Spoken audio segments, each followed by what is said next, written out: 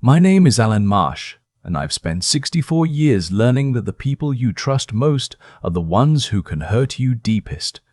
My wife Carol died on a Tuesday in November. She was 59 years old. The hospice nurse said it was cardiac arrest, secondary to what the doctors had been calling an aggressive systemic infection for 3 months. I had held her hand the night before and told her I loved her. She looked at me with those grey eyes, the same eyes I'd fallen for at a church social in 1987, and she squeezed my fingers once, just once. Then she closed her eyes. I didn't sleep that night. I sat in the chair next to her bed until the morning shift nurse came in at 6 and gently told me it was time. The funeral arrangements had already been made. Carol had insisted on that. Back in September, when she first got really sick, she said she didn't want me scrambling around making phone calls while I was grieving. That was Carol, always thinking about me before herself. The service was at Hartwell Funeral Home on Route 9, a place we'd driven past 100 times without ever imagining we'd need it this soon. Friends came, colleagues from the school district where Carol had worked as an assistant principal for 22 years, our neighbors from Birchwood Lane, my brother from Columbus, and my son Neil. Neil was 36. He and his wife Diane had driven up from Charlotte the night before. I remember watching him at the reception, the way he worked the room, shaking hands and nodding solemnly. And I thought, that's my boy. He has his mother's composure. I was wrong about what that composure was covering. It was the afternoon of the burial, maybe 2 hours after we'd come back from the cemetery. People were still at the house, still picking the food the neighbors had brought over. I was standing in the kitchen, not really talking to anyone, just holding a cup of coffee that had gone cold when Neil found me.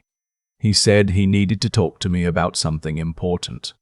I assumed it was grief. I said sure, and we stepped into my home office, the small room off the hallway where I kept my desk and my fly fishing rods. Neil closed the door. He didn't sit down.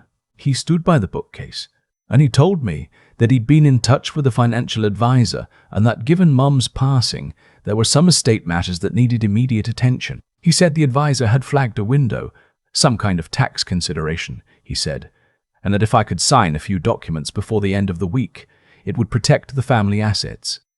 I stared at him. I said, Neil, your mother was buried 4 hours ago. He said he understood that, and he was sorry. But these things had deadlines. He said it was actually something Carol had wanted him to handle. He said she'd mentioned it to him specifically. I didn't sign anything. I told him we'd talk about it later. He didn't argue. But when I walked out of that office, I had a feeling in my stomach I couldn't name. Something cold and wrong. That night, after everyone had left and the house was quiet, I sat at the kitchen table and tried to think. Carol had never mentioned anything to me about Neil handling our finances. We'd had a simple estate plan. Everything split evenly between us, and in the event of one of our deaths, the surviving spouse inherited outright. We'd done it at a proper attorney's office in 2019. There was no reason for any rush, no tax window, no deadline. I knew enough about my own finances to know that. My phone rang at 9:15. I almost didn't answer it. The number wasn't in my contacts but had a local area code. The voice on the other end was a woman's. She identified herself as Patricia Overton.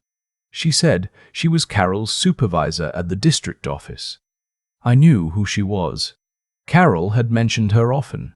She asked if she could come by the next morning, and she said it was important.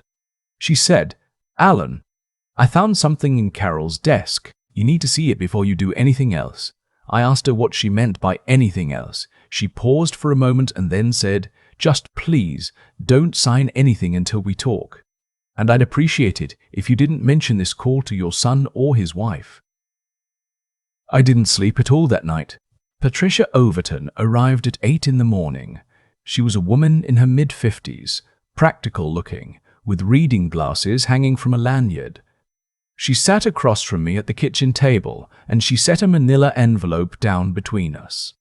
She didn't open it right away. She told me that Carol had come to her in September, about 2 weeks after her first hospitalization. She told me that Carol had been scared, not of dying.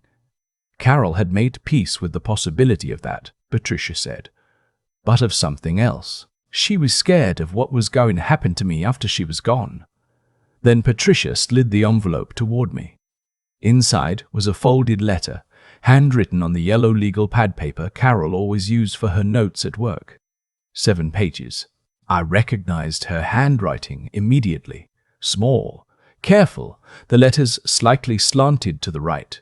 I won't quote it word for word because even now, reading it back in my memory, I can barely hold myself together.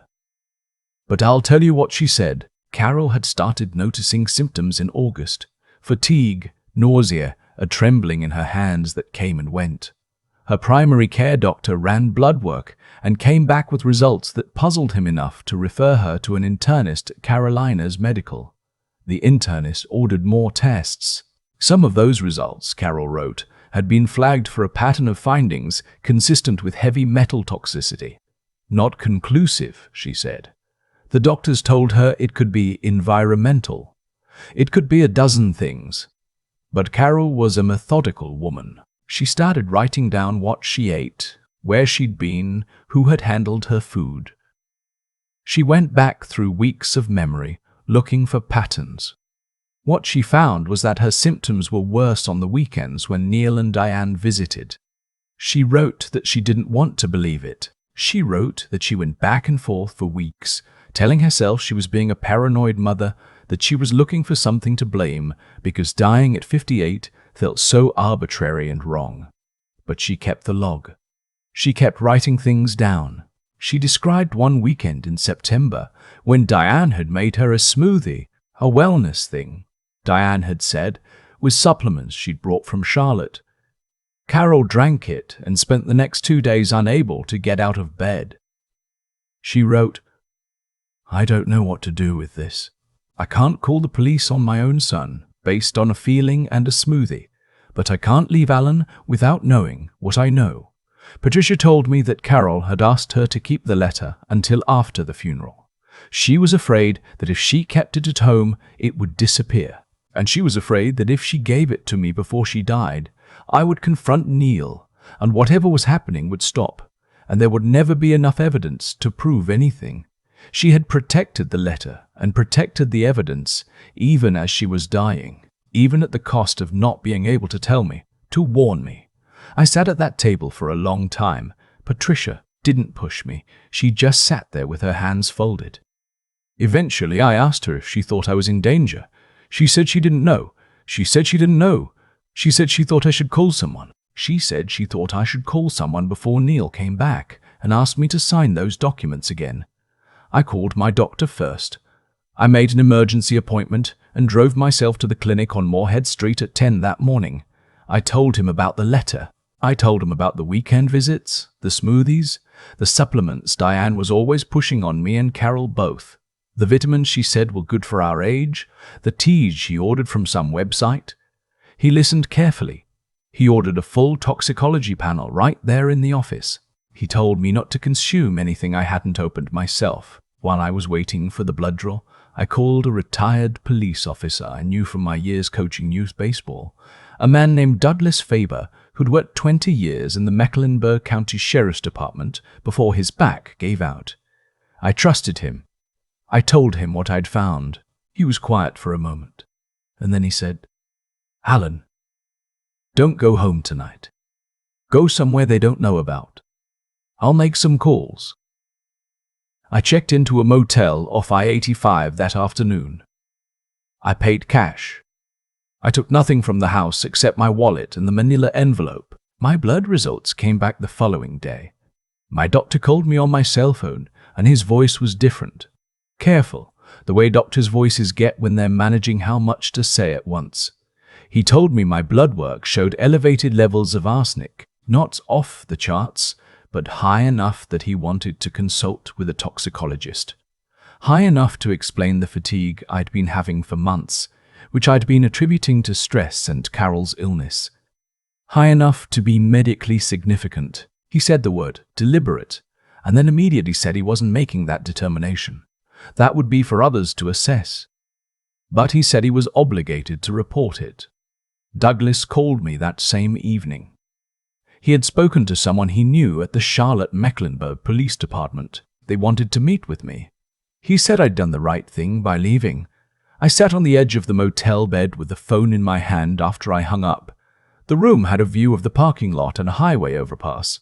Some country song was playing faintly from the room next door, and I thought about Carol lying in that hospital bed in September, writing 7 pages on a yellow legal pad, trying to figure out how to save me when she couldn't even save herself. I want to be clear about something, because when I've told parts of this story to people since, the reaction I get most is, "Why didn't you see the signs sooner? Why didn't Carol go to the police? Why didn't she tell you directly?" I've asked myself those same questions 1,000 times, and here is what I've come to. It's easy to see clearly when you're standing outside a situation, when you're inside it, when the person you suspect is your own child, your own flesh and blood, who you raised and loved and whose birthdays you remember and whose little league games you attended. Clarity is not the first thing that arrives. Denial is. Love is. The desperate need to be wrong. Carol wasn't stupid. She wasn't weak. She was a woman who spent her entire professional life looking after the welfare of children and families, and she could not bring herself to destroy her son without being certain. She was trying to be certain. She ran out of time. The police investigation took 11 weeks. I cooperated fully. I gave them the letter, the toxicology results, access to my financial records. Investigators obtained warrants for Neil and Diane's bank accounts, their phones, their emails. What they found was extensive. Neil had gambling debts, serious ones, accumulated over 3 years at online platforms at a casino in Atlantic City. The total was just under $340,000. He had taken out 2 personal loans under false pretenses and was behind on both. He and Diane had been researching estate law, specifically the statutes around inheritance in North Carolina, for 18 months.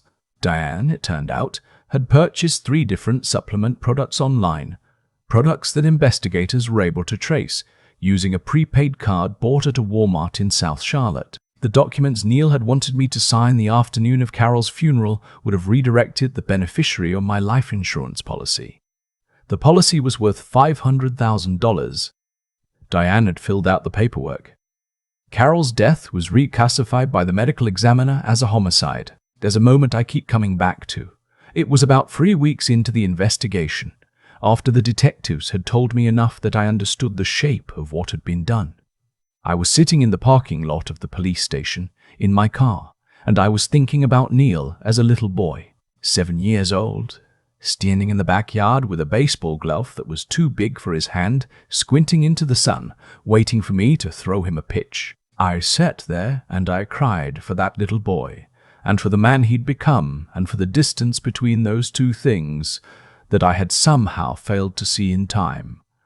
I don't know what I missed. I've reviewed everything I can remember about the last 10 years, looking for the moment I could have seen it coming. I don't find a clear answer. There are small things, in retrospect. Times Neil seemed more interested in our finances than I'd registered. Times Diane made comments about the house, the value of things, but nothing that would have caused a reasonable person to think what I now know. Some things you can't protect yourself against by being smarter. You can only survive them. The trial was held at the Mecklenburg County Courthouse in Charlotte. I attended every day. I sat in the second row. I watched my son in that room, and I looked for the boy I remembered, and sometimes, just for a second, in the angle of his jaw or the set of his shoulders, I could see him. Then he'd turn and look toward his attorney, and the resemblance would be gone. Neil was convicted of second-degree murder and conspiracy to commit fraud. Diane was convicted on the same conspiracy count and an additional charge of administering a poisonous substance. Neil received a sentence of 22 to 27 years. Diane received 14 years. The judge read the sentence without any particular drama. The courtroom was quiet. Someone behind me exhaled audibly, like they'd been holding their breath. I drove home alone. The house on Birchwood Lane felt different that evening. Not empty. It had felt empty since Carol died, but different, like something had finally settled, like the thing that had been wrong and hovering and unnamed for months had been given a name at last, and the naming of it had moved it from the inside of me to the outside, to the place where it would live from now on, in the record, in the court documents, in the facts of the case. I poured a glass of water and stood at the kitchen window and looked out at the backyard. Carol's garden was still there, brown and matted down for winter. She'd planted it herself 15 years ago. Hostas and black-eyed Susans and a hydrangea bush. In the corner she called her Old Reliable because it came back every year without fail. I thought about Patricia Overton sitting at this same table with that envelope in her hands, choosing to come to me, choosing to do the right thing when it would have been so easy to decide it wasn't her business. I thought about Douglas Faber making calls on a day's notice, because I was an old acquaintance from a baseball diamond 30 years ago. I thought about my doctor's careful voice on the phone, steady and honest, not softening what he needed to say. Carol couldn't save herself, but she found a way to give me a fighting chance, and the people around her helped carry it home. I'm 64 years old. I still live in the house on Birchwood Lane. I still have Carol's handwriting on the notepad by the telephone, a grocery list from last October, just before everything fell apart. Milk, wheat bread, the good coffee. I've never been able to throw that list away. Some mornings I wake up, and the first thing I feel is ordinary grief, the kind that's just missing her. Some mornings I wake up angry. Some mornings I wake up grateful for the strange, painful fact of still being here, which is a gift I did not earn and might not have received if Carol hadn't spent her last weeks thinking more clearly than I gave her credit for. I don't have a clean ending to offer you. There's no wisdom that makes this tidy. I'll just say if something feels wrong, even when it's coming from someone you love, even when every instinct in you wants to be wrong about it, pay attention, write it down, tell someone. Carol knew, and because she wrote it down, I'm still here to tell you. I've had a lot of time to sit with all of this, more time than I ever wanted. There's something I keep coming back to, and it isn't rage, though the rage was there, believe me. It isn't even grief, though that's still with me every single morning. It's something quieter. It's the recognition that every choice a person makes lands somewhere, always. Neil and Diane didn't arrive at what they did overnight. They got there through 100 small decisions, a lie here, a rationalization there, one more month of debt they didn't face honestly, one more corner cut. That's how it works. Not one dramatic fall, but a long, slow slide that you stop noticing because each step down feels almost like the last one. I don't say that to excuse what they did. There is no excusing it. But I think about it because I want to understand how a person ends up there, in a courtroom, convicted of killing their own mother. The answer, as best I can tell, is that they stopped being honest, with themselves first, and then with everyone around them. The lying became the ground they stood on. And when your foundation is lies, you will do increasingly terrible things to protect it, because the alternative is admitting what you are. Carol was the opposite of that, even at the end. Even when she was sick and frightened and running out of time, she was honest. She wrote down what she observed. She didn't let love cloud her into silence. That took more courage than most people will ever have to find in their lives.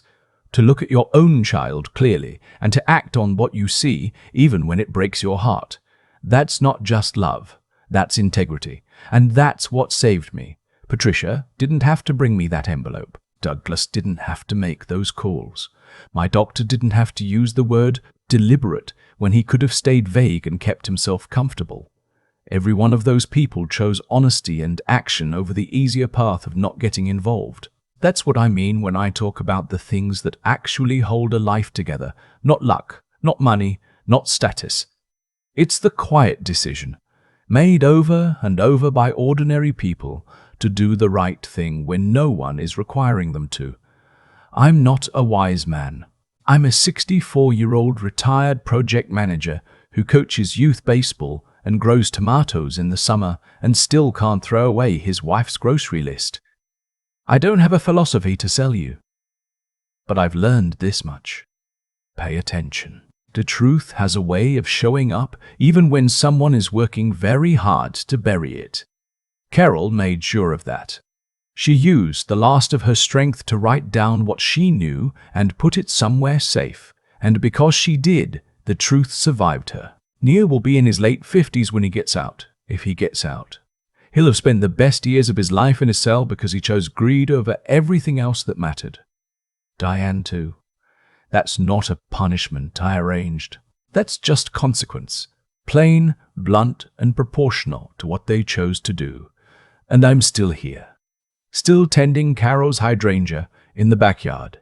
Still watching it come back every spring. Same as always, reliable as anything I've ever known. Write things down. Tell the truth. Trust the people who show up with hard news because they're the ones who actually love you. That's all I've got. Carol knew it before I did,